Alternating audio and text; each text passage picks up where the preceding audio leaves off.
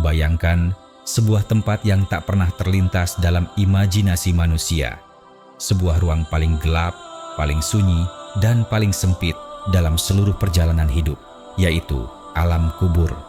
Di sana tidak ada suara keluarga, tidak ada cahaya matahari, tidak ada pelukan orang yang dicintai. Yang ada hanya amalan yang selama hidup sering kita anggap kecil, sepele, atau terlupakan. Namun di sanalah justru amalan-amalan itu berubah wujud, menjadi cahaya yang menembus kegelapan, menjadi penolong ketika kita tak mampu menolong diri sendiri, menjadi pelindung saat seluruh dunia telah meninggalkan kita. Di ruang itu, satu ayat, satu sujud, satu sedekah, bahkan satu kata baik dapat menjadi perisai dari azab yang paling pedih. Maka marilah kita renungi perjalanan ini sebelum kita dijemput oleh malam yang tak pernah kembali. Sebelum kita lanjutkan, tolong tekan like dan subscribe untuk terus mendukung dakwah ini, dan tulislah amin di kolom komentar. Semoga Allah melindungi kita dari api neraka. Bismillah, mari kita simak. Assalamualaikum warahmatullahi wabarakatuh.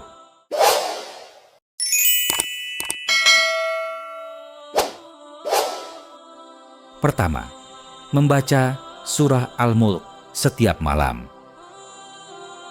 Bayangkan, ketika tubuh telah terbujur kaku, ruh turun ke tempat yang tak pernah kita lihat sebelumnya.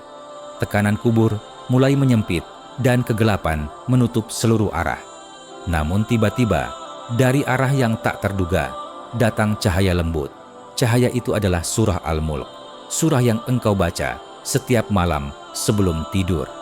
Ia berdiri di hadapan azab, menghalangi, melindungi, dan berkata, "Dia adalah orang yang selalu membacaku." Para ulama seperti Imam An-Nawawi dan Ibnu Hajar menegaskan keutamaan surah ini sebagai pembela bagi pembacanya. Surah Al-Mulk mengajarkan tentang kekuasaan Allah, kelemahan manusia, dan kesementaraan dunia. Ketika engkau membacanya, engkau sebenarnya sedang menyiapkan pelindung di alam yang tidak menerima kepura-puraan, alam yang hanya mengenal amal yang ikhlas. Surah Tabarak adalah penghalang dari azab kubur. Hadis riwayat At-Tirmizi. 2. Meninggal dalam keadaan berzikir dan istighfar.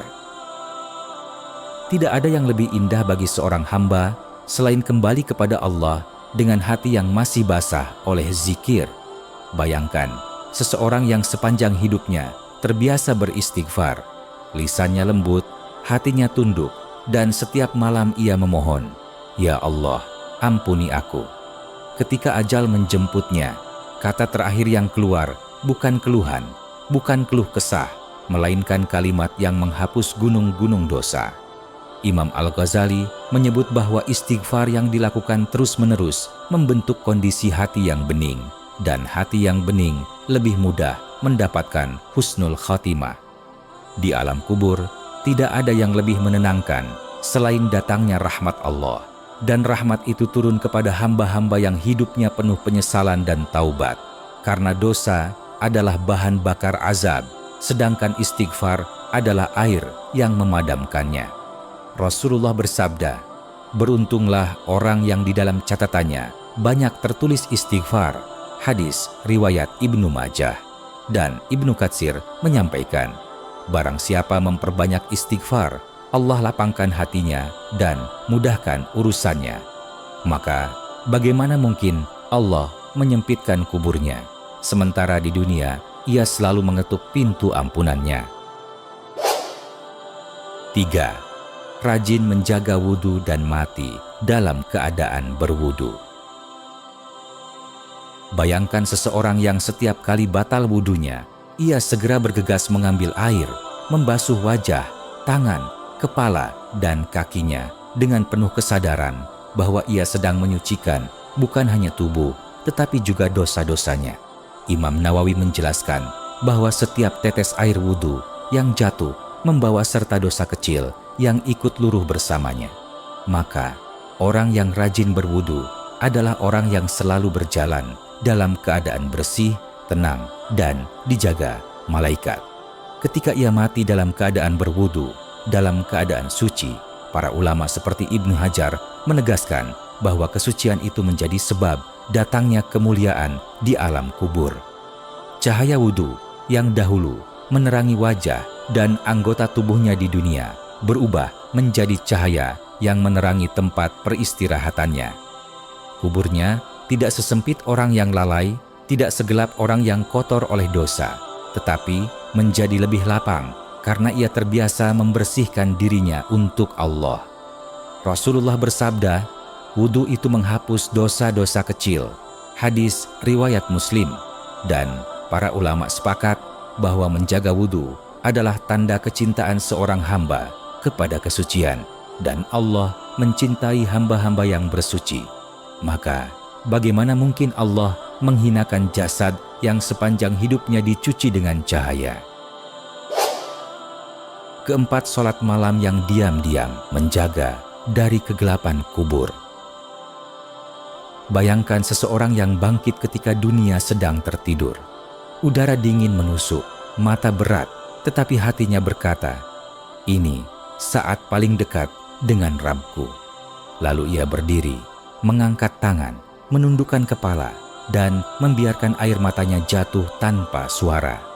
Tidak ada yang melihatnya, tidak ada yang memujinya, dan justru karena itu, salat malam menjadi amalan paling jujur yang dimiliki seorang hamba.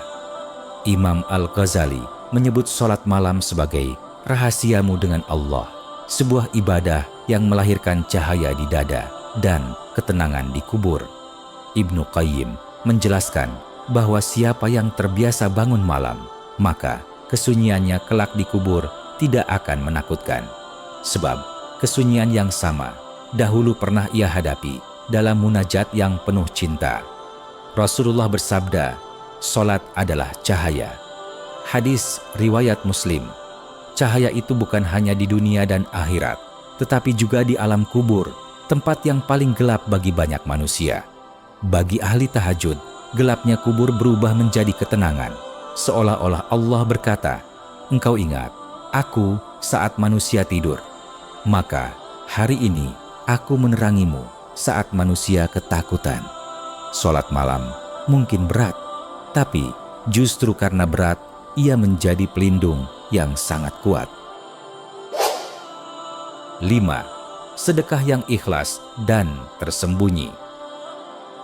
Ada amalan yang tidak terlihat, tidak terdengar, bahkan tidak tercatat oleh manusia, namun disaksikan langsung oleh Allah, yaitu sedekah yang ikhlas, yang diberikan diam-diam, tanpa berharap balasan, selain keridaannya. Sedekah seperti ini bukan hanya membersihkan harta, tetapi juga menenangkan hati, memadamkan murka Allah, dan menjadi pelindung yang sangat kuat di alam kubur. Bayangkan, seseorang yang di dunia sering menyisihkan harta kecilnya, sebungkus roti untuk anak yatim, biaya obat untuk tetangga, uang yang diselipkan tanpa diketahui penerima. Semua itu kelak datang dalam bentuk cahaya, naungan, dan perisai yang menghadang panasnya azab kubur. Imam Al-Ghazali menjelaskan bahwa sedekah yang tersembunyi adalah amalan paling dekat dengan keikhlasan, karena ia mematikan dorongan ria dan menjaga hati tetap bersih. Imam Nawawi juga berkata bahwa sedekah adalah penolak bala dan penyembuh hati. Rasulullah bersabda, "Sedekah memadamkan murka Rabb sebagaimana air memadamkan api." Hadis riwayat Tirmizi. Murka Allah adalah sebab utama azab, dan sedekah adalah penawarnya. Semakin murni niatnya, semakin kuat pelindungnya. Di kubur, ketika tidak ada sahabat, keluarga, atau kekuatan untuk membela diri, sedekah yang pernah diberikan, itulah yang berdiri di hadapan malaikat azab dan berkata, "Dia pernah memberi karena Allah, maka biarkan aku menjaganya hari ini." 6. Menjaga lisan dari ghibah, fitnah, dan kebohongan. Di dunia, lisan sering terasa ringan. Satu kalimat saja, ghibah, sindiran, fitnah kecil, dusta sepele, meluncur tanpa beban. Tapi para ulama sepakat, dosa lisan adalah penyebab terbesar azab kubur. Karena lisan mampu melukai hati manusia merusak kehormatan, dan menanamkan kezaliman yang terus menuntut balasan. Imam Al-Ghazali menyebutkan bahwa menjaga lisan adalah penjagaan terhadap seluruh anggota tubuh, sebab kerusakan terbesar manusia berawal dari kata-katanya. Ibnu Hajar menambahkan bahwa ghibah adalah makanan bagi api neraka karena ia mengoyak kehormatan saudara muslim tanpa hak. Bayangkan seseorang yang di dunia bahagia membicarakan aib tetangganya, menyebarkan rumor tanpa bukti, atau tertawa saat menceritakan keburukan orang lain. Di alam kubur, semua kata itu berubah menjadi kegelapan yang menyesakkan, suara-suara yang menghantam, dan tuntutan yang tak dapat dibantah. Sebaliknya, orang yang menahan lisannya, meski sedang marah, kecewa, atau tergoda untuk membalas, akan mendapatkan ketenangan di kubur karena tidak ada hak manusia yang ia bawa mati. Rasulullah bersabda, "Barang siapa beriman kepada Allah dan hari akhir, hendaklah ia berkata baik atau diam." Hadis riwayat Bukhari.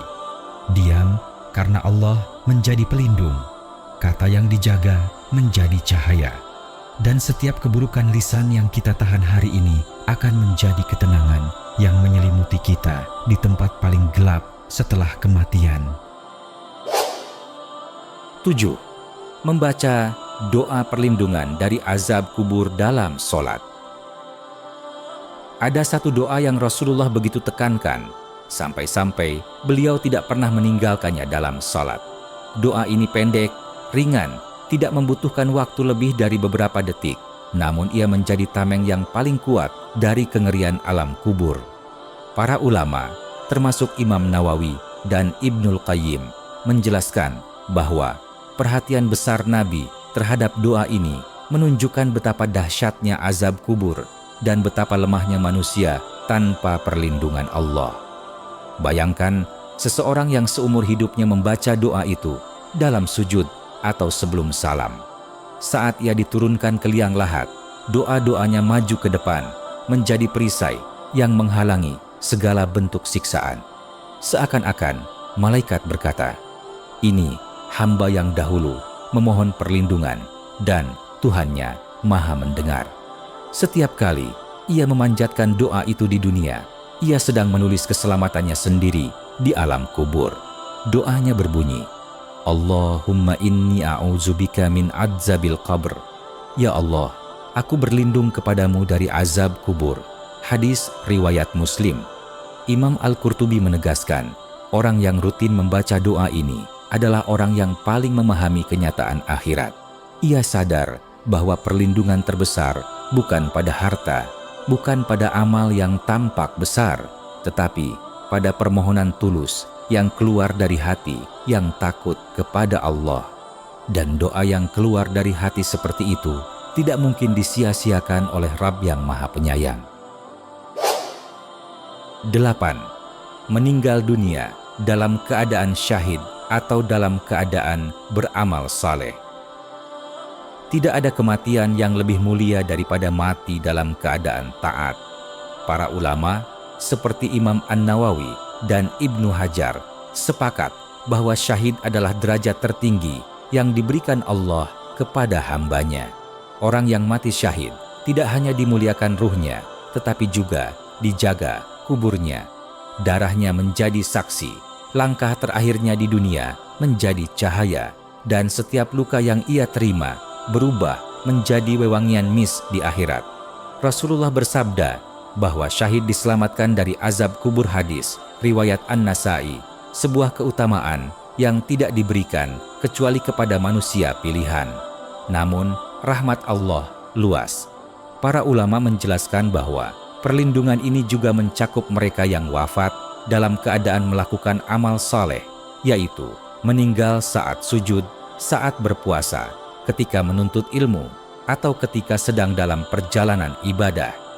Mereka bukan syahid dalam perang, tetapi syahid dalam ketaatan. Kematian mereka membawa harum ketaatan yang mereka bawa sepanjang hidup. Bayangkan seorang hamba yang wafat ketika lisannya berzikir, ketika tubuhnya dalam wudu, atau ketika hatinya tunduk dalam ibadah. Ketika ia turun ke kubur, Amal saleh terakhirnya memeluknya seperti cahaya yang menyambut pulang. Kubur yang gelap menjadi taman, tanah yang keras menjadi kelembutan, seolah Allah berkata, "Engkau datang kepadaku dalam keadaan taat, maka aku sambut engkau dengan rahmatku." 9. Berakhlak baik kepada sesama manusia. Di antara amalan yang paling ringan, namun paling berat, timbangannya di akhirat adalah akhlak yang baik. Para ulama seperti Imam Al-Ghazali, Imam Nawawi, dan Al-Qurtubi sepakat, akhlak mulia adalah hiasan hati yang memancarkan cahaya bukan hanya di dunia, tetapi juga di alam kubur. Orang yang hidupnya lembut kepada manusia, yang tidak menyakiti dengan lisan atau perbuatannya, akan memasuki kuburnya dengan ketenangan. Tidak banyak manusia yang menuntutnya, tidak ada kezaliman yang menyeretnya, karena selama hidup ia menjadi rahmat bagi orang-orang di sekitarnya. Rasulullah bersabda, "Sesungguhnya orang yang paling aku cintai dan paling dekat denganku di hari kiamat adalah yang paling baik akhlaknya." Hadis riwayat Tirmizi. Jika di hari kiamat saja ia dekat dengan Nabi, maka bagaimana mungkin kuburnya dibiarkan dalam kesempitan? Akhlaknya menjadi pelindung, menjadi peneduh dari malaikat yang membawa azab, menjadi syafaat dari amal-amal baik yang selama ini ia lakukan. Bayangkan, seseorang yang sabarnya luas, ucapannya menyejukkan, dan tangannya tidak pernah melukai. Ketika ia dimasukkan ke dalam kubur, seluruh perilaku baik itu berubah menjadi teman setia. Kelembutan hatinya menjadi cahaya, kesabarannya menjadi naungan, dan keikhlasannya menjadi pelindung. Kubur yang gelap terasa seperti istirahat panjang yang damai, karena selama hidup ia menebarkan kedamaian. Semoga Allah menjadikan kita termasuk hamba-hamba yang hatinya lembut dan akhlaknya mulia. Sahabat Irman Hidayah. Perjalanan manusia tidak berhenti ketika mata terpejam untuk terakhir kalinya. Justru di sanalah babak pertama akhirat dimulai. Alam kubur, tempat yang sunyi, gelap, dan penuh rahasia. Tidak ada keluarga yang menemani, tidak ada jabatan yang menyelamatkan, tidak ada harta yang bisa dibawa. Hanya amal yang akan berdiri di sisi kita, entah menjadi cahaya yang menenangkan atau bayangan yang menakutkan. Para ulama selalu mengingatkan bahwa kubur adalah pintu menuju surga atau lubang menuju neraka. Siapa yang selamat di kubur, maka ia memiliki harapan besar untuk selamat di hari akhir. Kesembilan amalan ini bukanlah amalan berat, semuanya sederhana, kecil, dan dapat dilakukan siapa saja. Tetapi efeknya sangat besar, bukan hanya untuk dunia, tetapi untuk perjalanan panjang di balik kain kafan. Surah Al-Mulk yang dibaca sebelum tidur, lisan yang basah dengan istighfar, wudhu yang dijaga, sedekah yang disembunyikan, akhlak yang diperindah, semua itu menjadi teman setia saat manusia paling membutuhkan pertolongan. Maka, mari kita rawat hati kita, perbaiki amal kita, dan persiapkan rumah pertama kita di akhirat. Semoga kubur kita kelak menjadi taman yang dipenuhi cahaya, bukan tempat yang mengerikan. Semoga Allah menjadikan kita hamba-hamba yang selamat, ditenangkan dalam kesendirian kubur, dan dibangkitkan dalam keadaan mulia. Amin. Sahabat Irman Hidayah, apakah kamu merasa mendapatkan sesuatu dari video ini? Sekarang bantu kami dengan cara subscribe dan aktifkan loncengnya, agar tidak ketinggalan konten penuh makna dari channel Irman Hidayah. Tekan like dan tulis amin di kolom komentar. Semoga Allah mengampuni dosa kita dan keluarga kita, melimpahkan rahmat-Nya, serta menyatukan kita kembali di surganya yang penuh kebahagiaan. Jangan lupa bagikan video ini kepada keluarga, sahabat, dan orang-orang yang kamu cintai, karena bisa jadi hidayah itu datang melalui tanganmu. Terima kasih telah menyimak hingga akhir. Wassalamualaikum warahmatullahi wabarakatuh.